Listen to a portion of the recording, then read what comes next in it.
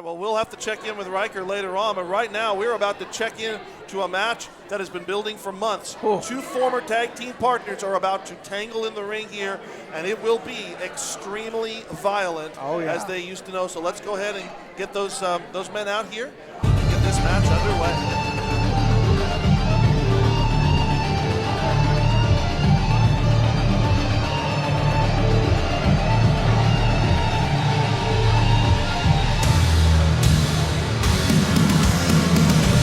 Your next contest this evening is scheduled for one fall.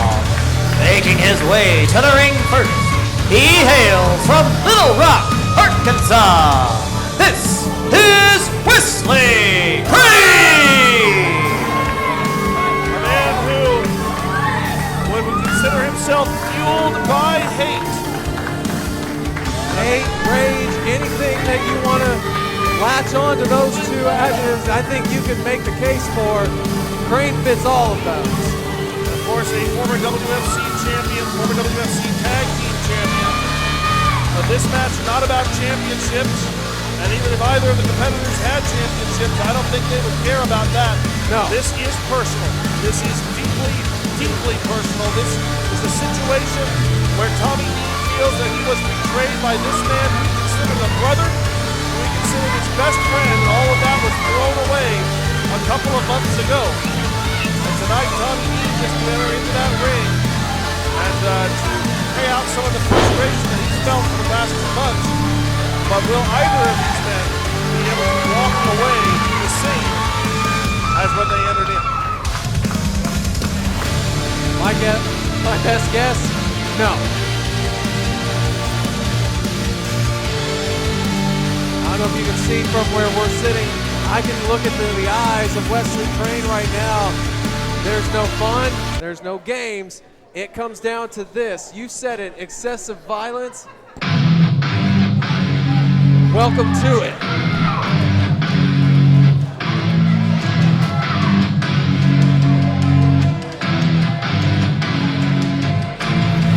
What you know about rolling? And making his way to the ring now is his opponent. He hails from Tulsa, Oklahoma. This is Tommy Dean! And look at the stare in Tommy Dean's face. Locking eyes with Wesley Crane. And then Crane to the outside. And I think Tommy Dean is almost willing to go over that top corner post. Get his hands on Crane right there, but he wants him in the ring. He knows that this is a match. Oh, look at this. Look at the mind games now from Wesley Crane, putting on Tommy Dean's jacket. These men know each other so well. Here's what's okay. Turnabout's fair play. Absolutely. You know what's interesting about this, Burnham, is both men. Oh, wow, and here we go. Here we go. Ring that bell. This is not going to be a wrestling match. You're not going to see a lot of drop toe holds and figure fours. You're going to see two men brawling around this ring. And that is exactly what my point was going to be. Crane grabbing into the eyes of Tommy Dean. Here's the interesting thing. Both men may have shown up in what is their traditional wrestling gear, but if you notice, both are just wearing t-shirts to this because while this is a wrestling match, this is a straight-up war. This is a fight between two former best friends. I'll be honest with you, I'm surprised that Stevie Caballero did not put some sort of a special stipulation on this match, but they're going to have to fight within the confines of the rules, and I wonder if they can stay within the confines of those rules here. We're going to find out here. Oh, massive clothesline there by Tommy Dean as Crane sent to the outside. And you know what I find even more interesting is while these two men were known in a different part as Excessive Violence XV, they also were known by another team name. It's the shirt that Tommy Dean is wearing right now, which is Parabellum. They competed under that name the last time that they tagged here in WFC. Oh, man! Tommy Dean over the top. And he landed on his feet. Tommy usually looks for the adulation when he pulls off a big move like that, and while it may have been there for a split second, Dean took his concentration straight back over to Crane. Massive chop across the chest of Wesley Crane as Dean moves Crane around the outside, slams his head into the ring apron. Crane was taken all the way around the outside here. And Dean continuing the assault, but Crane fires back, gets a little separation, but just barely as a boot is met to the side of the head. Dean now throwing Crane back to the inside. Oh, roundhouse kick. Catches Crane and now back kick. Both sides as Crane tries to block. And now Crane does reverse that DDT attempt. Dean put on the brakes and gave Crane a back elbow. Dean up to the top, but gets pushed off of his base by Wesley Crane, and Crane now going to come up here, facing away from Tommy Dean, but that's just to allow him to get a. He's going to go for a salt. Oh, Lord! On the top rope? Are you kidding me? Yeah, a back slam that we normally would see performed in the ring. Usually the worst I've seen is on an apron, but this time it was on the top turnbuckle, which, ladies and gentlemen, if you don't know what's underneath those pads, it's straight steel. Yeah, it's a metal ring and it doesn't give. And it went straight into that lower spine of Tommy Dean. And Tommy Dean now on the receiving end of a paintbrush there by Wesley Crane. Now some straight right hands. Well, last month we saw Crane embroiled in the final match in a brutal warfare, a personal warfare with him and Niatai, and now here we are with Dean and Crane looking to settle another personal score. Crane, he was just making enemies anywhere he went. Everywhere, literally everywhere that he goes.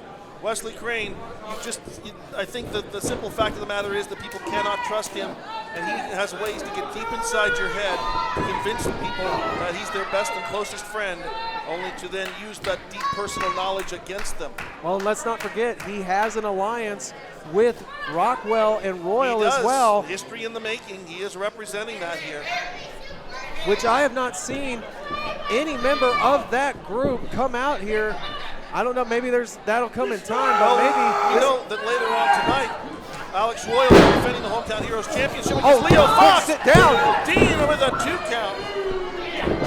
And that might be why we don't see anybody out here with Crane, or maybe Crane just wanted to keep this down to what it's been. Him and Dean one-on-one. And I suspect that is more of the issue, because this is a personal issue between them. This isn't history in the making business. No, it's not. This is Wesley Crane business. And Tommy Dean wants to make this his business by giving the business to Wesley Crane. Yeah, that clubbing forearm and clothesline shot. Catching Crane in the spine with a kick, a penalty kick. He literally threw his feet up so he could get to his lower back. That's a great move by Tommy Dean, and a shining wizard from behind. But look at Tommy. Tommy is asking if that's what you want this to end with, because I think he has it for the 3 if he wanted it. Well, this crowd for a second seemingly was split. Well, remember last month they were too. There was a large contingent that was cheering for Wesley Crane in that match. I think that there's, again, I think maybe Crane with almost a cult leader style hold over certain people in his range. Well, and maybe you could even make the argument that Tommy Dean was one of those cult-like followers at one point in time. And maybe that's been the problem. Maybe Crane thought Dean overstepped his boundary, and that ruined their friendship. Or maybe this was never a friendship for Crane to begin with, you know? So many layers to this rivalry here as the repeated headbutts. Look out as referee Dylan Feltz having to get in there personally. Yeah. Dean forgetting to listen to the referee. Well, Crane is technically in the ropes. He is. Oh, wow! Crane launching himself from his nest, if you will, and Tommy Dean ate the right foot.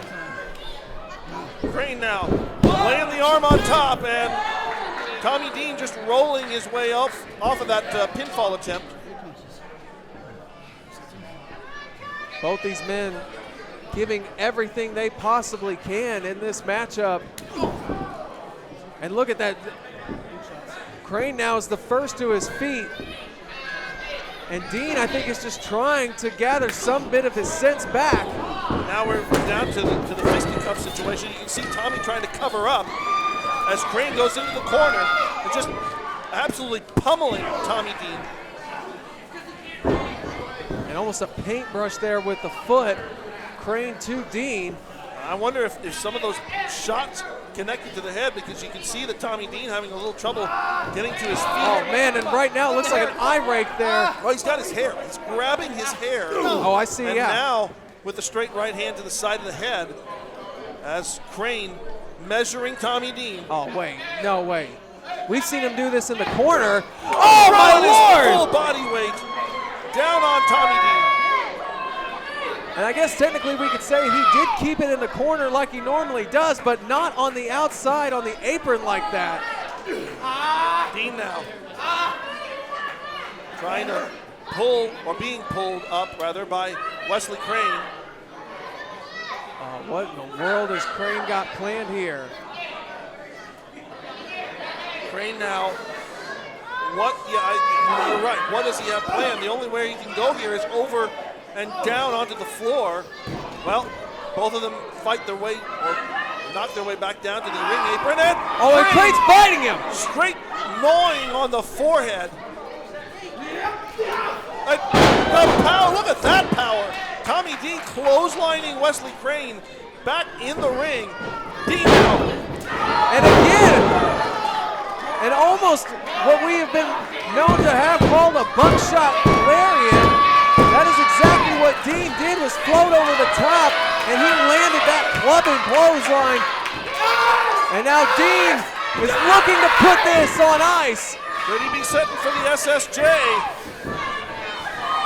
He's got the leg, or the arms tied up. Can he hoist Crane over? He did, but Crane slides down. Super kick! And I think Tommy got his feet underneath, or his hands underneath the chin to try to block that. But I don't know that he was able to completely divert the force. He catches, wow! He catches Crane though. He's got a position, picks him up. And Dean. Code red from Wesley Crane. No, I believe that was more of a destroyer, actually. How in the world? No, and Burnham, I think that was just a slight difference. It may have been the attempt of the Code Red, but actually I believe Crane actually rotated him into a destroyer, which I thought is what may have knocked Dean out. And now face to face, these two men. Did Crane just tell Tommy Dean to hit him? Yes, he did.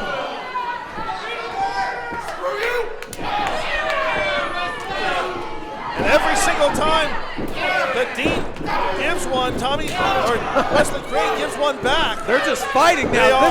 This is it. Ring the bell. We're ringing the bell. Oh, the time has expired. The time has expired.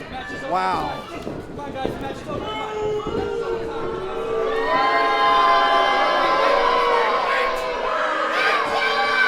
Ladies and gentlemen, I've been informed by the referee that the time limit for the match has expired. And now here we go again.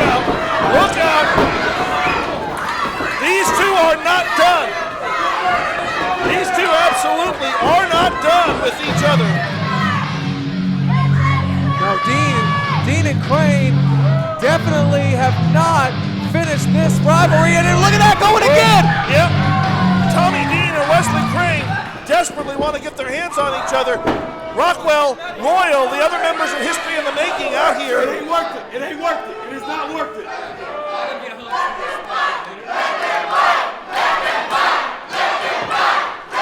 This crowd wants more. And Dean wants it too.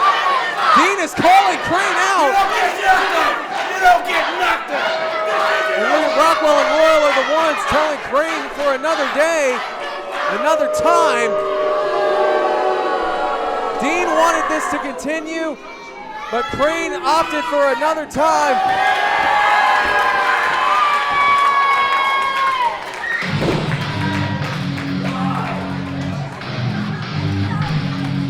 Well, that was wild as could be, That was, yeah.